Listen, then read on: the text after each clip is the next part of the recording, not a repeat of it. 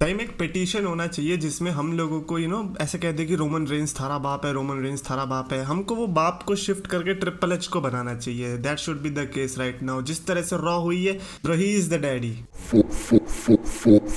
तो yes so much champions of the world, मैं हूँ 3DX चेतन एंड यस आज की रॉ में मैं तो ये कह रहा हूँ कि अब से जो रॉ स्मैकडाउन आने वाली है, अब एक दो नॉर्मल मैचेस को छोड़ के मुझे नहीं लगता कि कोई भी ऐसे मैचेस होने वाले जिसके बारे में हम ये बोलेंगे कि हाँ ये गंदे मैचेस थे, because they are definitely delivering fantastic matches.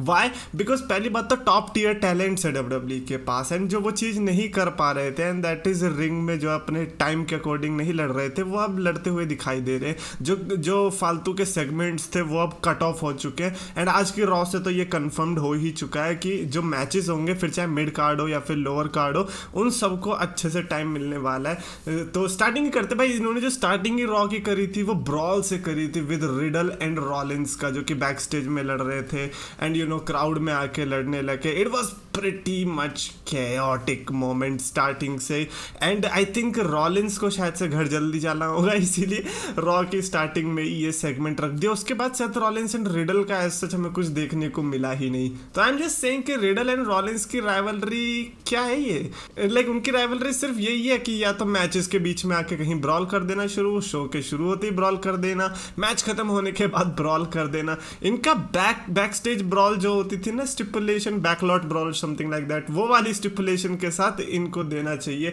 आपको रिंग की जरूरत है ही नहीं चाचा, आप बिना रिंग के लड़ोगे। खैर आज कनाडा में मंडे नाइट रॉ हो रही थी तो ऑफ कोर्स ट्रिश स्ट्रैटस से स्टार्टिंग करी मंडे नाइट रॉ की। Why? Because Canada people are just happy, they are having good time seeing their favorite legend from their hometown Canada.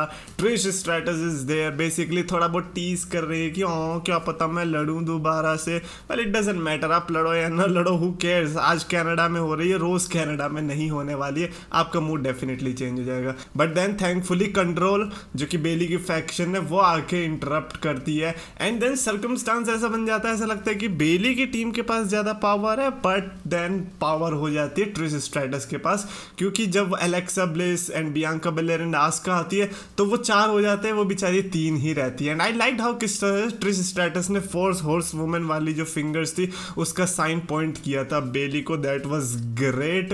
And I think ये starting में जो segment था ये वाला Trish stratus वाला and बेली वाला, I think it was good. कहीं ना कहीं हमें बेली वर्सेस ट्रिश स्ट्रैटस टीज होता हुआ दिखाई दिया है। आई एम नॉट सेइंग कि हाई होप्स रखना, but you'll never know what happens. Io Shirai and Io Sky and Dakota Sky. Oh man, that is crazy. Okay, Dakota Kai and Io Sky versus Alexa Bliss and Asuka के बीच match देखने को मिला था, वही women's tag team tournament का जो चल रहा है। एंड ये I think one of the most important match था, क्योंकि मेरे को लगता है टाइटल्स अगर जाएगी किसी के पास तो वो इन दोनों में से किसी एक टीम के पास जाएगी। Whoever is going to win this, I think वो ही फाइनल्स में जीतने भी वाला है। खैर यहाँ पर ईओ एंड डकोटा ने मैच जीता in a very like good match. मैं ये नहीं कहूँगा कि बेकार मैच था, इनफैक्ट बहुत कम ऐसे मैचेस होंगे जैसे कि मैंने स्टार्टिंग में बताया जिसको आप एक्चुअली में बैड मैच बोल सकते हो। ऑल्सो यहाँ पर ईओ एंड डकोटा ने मैच तो जीता, but what the heck is second chance fatal 4-वे ब्रो। वहाँ पर एक टूर्नामेंट जो स्मैकडाउन के साइड वाला है ऑन लोअर साइड में, वहाँ पर ऑलरेडी एक टीम इंजरी हो चुकी थी जिसके चलते टॉक्सिक अट्रैक्शन आई, टॉक्सिक अट्रैक्शन ने मैच जीता। टॉक्सिक अट्रैक्शन अब इंजर्ड हो चुकी है तो अब उसकी जगह भाई साहब एक फेटल 4-वे होगा और जो जीतेगा वो उधर से जाएगा। भाई छोड़ दो ना, उधर की जो भी इंजरी हो चुकी है अब उनको उसकी जगह कोई डालो ही मत, कहीं पता चले अब जिसको डाल रहे हो वो इंजर्ड हो जाएगा, क्योंकि अब तो क्लियरली लग रहा है कि ये रॉयल रंबल नंबर 14 स्पॉट की तरह कर्ज हो चुका है। जो भी उधर आ रहा है भाई साहब हाथ पैर तुड़वा के जा रहा है। So no need to add anything fancy, who cares bro, it's just women's tag team tournament. आप लाइक सेकंड चांस मत दो, कोई नहीं, किसी को नहीं चाहिए। और जिसको चाहिए like Asuka and Alexa Bliss, वो तो बेचारे है भी नहीं उस मैच के अंदर। खैर Dolph Ziggler and Finn Balor के बीच मैच देखने को मिला था, बट भाई सबसे ज़्यादा बढ़िया चीज़ क्या लगी जब डॉल्फ ज़िगलर ने टीज किया ब्रे वाइट को. He's got the whole world in his hands and I am pretty much sure that Bray Wyatt is coming. मतलब अभी तक तो ऐसा था ना कि आएगा नहीं आएगा, but now I am saying that Bray Wyatt is definitely coming. अब देखो ये कब आएगा ये तो खैर किसी को भी नहीं पता. यू विल नेवर नो कि क्लैश एट द कैसल में आएगा, क्लैश एट द कैसल के एक दिन पहले आएगा, वो किसी की गारंटी नहीं है, but he is definitely coming. इसी तरीके के टीज कोडी रोड्स के पहले भी देखने को मिल रहे थे. खैर फिन बैलर का नया थीम सॉन्ग आज इन्होंने इंट्रोड्यूस किया एंड आई एम लाइक अगर आप मेरे को FL स्टूडियो प्रोड्यूसर एडिशन ला के दोगे तो मैं 5 मिनट के अंदर ऐसा थीम सॉन्ग प्रोड्यूस कर सकता हूँ. Because that theme song for me at least I did enjoyed it. Specially Finn Balor का जो एक आइकॉनिक थीम सॉन्ग रह चुका है उसके बाद we were expecting something good and this is not something good, not even near close to good. तो मेरे को लगता है कि फिन लाइक WWE के थीम सॉन्ग्स पे शायद से WWE को ध्यान देना चाहिए.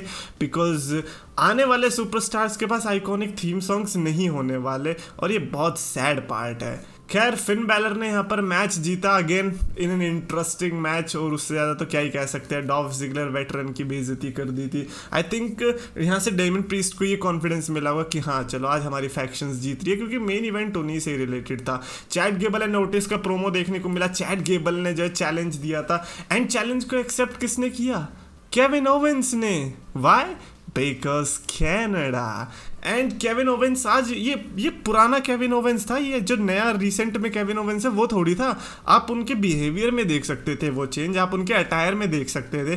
भाई साहब वो डक टेप वाला जो लोगो लग रहा रहता था वो था, उनके ऊपर प्रिंटेड वाला लोगो नहीं था. तो I think that was also very interesting. Also Titan Tron में भी चेंज देखने को मिला था. तो आई थिंक ये जो पुराना वाला केविन ओवेंस है इसके सामने तो कोई बच ही नहीं सकता. और ये वो वाला केविन ओवेंस है जो कि आपको 2 साल के अंदर यूनिवर्सल टाइटल अपने कंधों पे लेते दिखाई दे सकता है, और आप शॉक मत होना अगर ऐसा हुआ तो.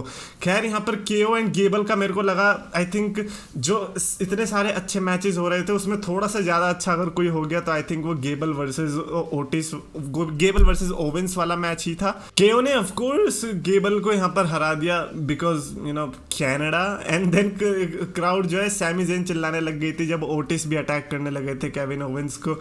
आई एम लाइक इतनी जल्दी नहीं मिलेगा तुम्हें सैमी ज़ेन और केविन ओवेंस का रियूनियन, वो भी कैनेडा में. ना ना ना, वो कहीं रैंडमली किसी दूर दराज इलाके में जाके जब कहीं हो रहा होगा वहाँ पर जाके रियूनियन कराएंगे जब कोई रिएक्शन भी नहीं मिलेगा. बट खैर I think today was the right time जब सैमी ज़ेन आ सकते थे बचाने के लिए. But at the same time ज़रूरी नहीं था यार. केविन ओवेंस ने जब अकेले ठोक दिया then who cares. By the way Clash at the Castle के लिए कैसल दिखा दिया ना. मैंने कल क्या कहा था कि ज़्यादा होप्स मत रखना कैसल के लिए, और उन्होंने हमें एक कैसल दिखा दिया 3D में बना हुआ, और मोस्ट प्रोबेबली वही कैसल क्या पता हमें देखने को मिलेगा इस स्टेज. बेली वर्सेस आलिया का मैच देखने को मिला था जो कि मेरे को लगा कि आज के पूरे कार्ड में सबसे बोरिंग मैच था. And just imagine belly is my favourite and I am saying this. तो आई थिंक ऑडियंस का भी शायद कुछ ऐसा ही रिएक्शन था. आई थिंक आलिया की वजह से मे भी हो सकता है, बट बेली ने यहाँ पर हरा दिया. एंड या दैट्स इट. लैशली और स्टाइल्स वर्सेस मिज़न चियाम्पा के बीच मैच देखने को मिला. एजे स्टाइल्स फिर से रैंडमली किसी टैग टीम मैच में फंसते दिखाई दिए बिकॉज आप और लैशली से लड़ चुके हो, चियाम्पा से लड़ चुके हैं, and now you are in a tag team. और इस मैच के अंदर बड़ी वियर्ड चीज़ें हुई बिकॉज एक बंदे ने ऑडियंस में से एजे स्टाइल्स को अटैक करने की कोशिश करी, सिक्योरिटी गार्ड ने बचा लिया. देन मिज को डेक्स्टर लूमिस ने किडनैप कर लिया. नहीं नहीं नहीं नहीं, अटैक नहीं किया है बाबू, सिर्फ किडनैप करके ले चुके हैं अपने घर पे. And that was the weirdest thing I have ever seen. And I think इसकी वजह से शायद से डेक्स्टर लूमिस पॉपुलर बन सकता है, ये वाली हरकतों की वजह से. उसके बाद लैशली अकेला था, मैच तो भाई डिस्क्वालिफिकेशन में खत्म ही हो गया था, तो फिर ठोक दिया लैशली और एजे स्टाइल्स ने. आई थिंक ऐसी एंडिंग्स हम विंस मैकमैन के एरा में कम एक्सपेक्ट कर सकते थे कि भाई बेबी फेस इस तरह से यू नो एंडिंग कर रहा है. खैर उसके बाद आया आज की रॉ का हाईलाइट, जॉनी गार्गानो का return.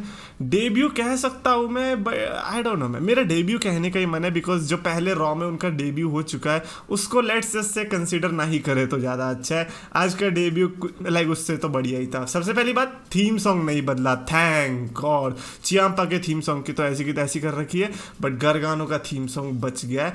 I like that part. Gargano की एंट्री होती है, ही वॉज हैप्पी. आप उनके एक्सप्रेशन से पता लगा पा रहे थे कि ट्रिपल एच इफेक्ट दिख रहा है.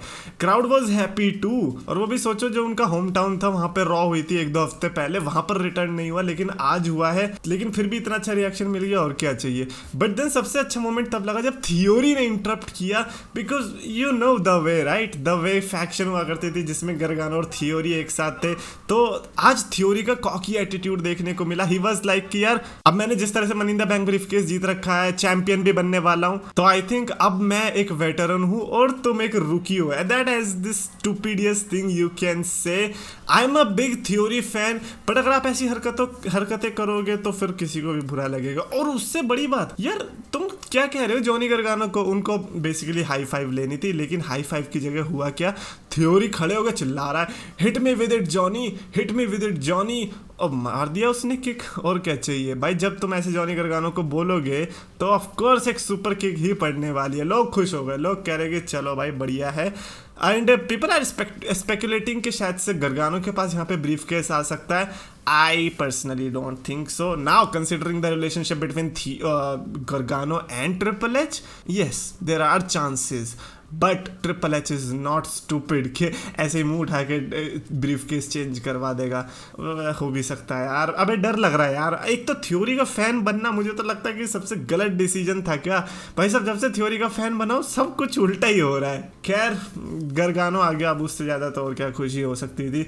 एज वर्सेस डेमियन प्रीस्ट का मैच देखने को मिला, बिकॉज कनाडा एज का ये अपेरेंटली लास्ट मैच करने की कोशिश थी डेमियन प्रीस्ट के द्वारा, एंड एज ने इस तरह की परफॉर्मेंस दी। पहली बात तो 10 साल के बाद वो टोरंटो में लड़ रहे थे और एज ने इतनी अच्छी परफॉर्मेंस दी, हमें ऐसा लगा कि यार ये बंदा रिटायर होने की क्यों कह रहा है, ऐसी क्या जरूरत आन पड़ी। गोल्डबर्ग से सीखो यार, अबे गोल्डबर्ग छोड़ो, रिक फ्लेयर अब जाके उसने अपना लास्ट मैच लड़ा है।